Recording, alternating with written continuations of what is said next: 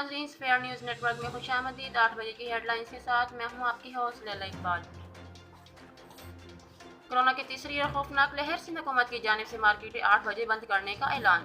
सिंध के ताजिर परेशान, कहते हैं जेल जाएंगे, मार्केटें बंद नहीं करेंगे।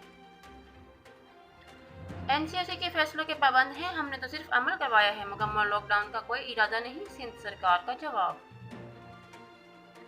मस्जिद नबी में कोरोना SOP सख्त। तरावी के 30 मिनट बाद मस्जिद बंद कर दी जाएगी, एतकाफ नहीं होगा, अफ्तार तकसीम नहीं होगा। कराची में आज भी गर्म हवाएं चलेंगी, PDM का हीट वेव अलर्ट जारी। मसले कश्मीर के हल तक भारत से तजारत नहीं हो सकती, कश्मीर को नजरअंदाज कर ही नहीं सकते, वजीर आजम का दो टोक ऐलान। NA-75 में दोबारा पोलिंग का फैसला बरकरार, सुप्रीम कोर्ट ने PTI की अपील खारिज कर दी।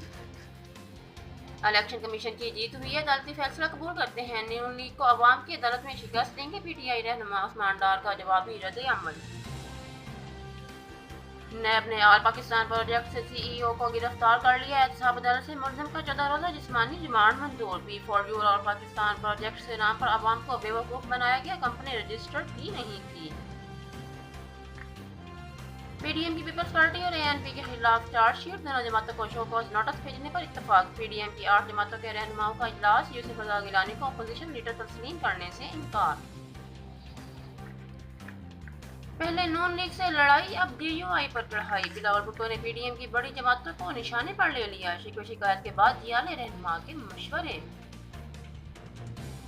और फैसलाबाद में इमारत में आग लग गई, मकीनों ने कूदकर जान बचाई, 4 बच्चे झुलस गए, 2 बच्चियां दौरान इलाज दम तोड़ गईं।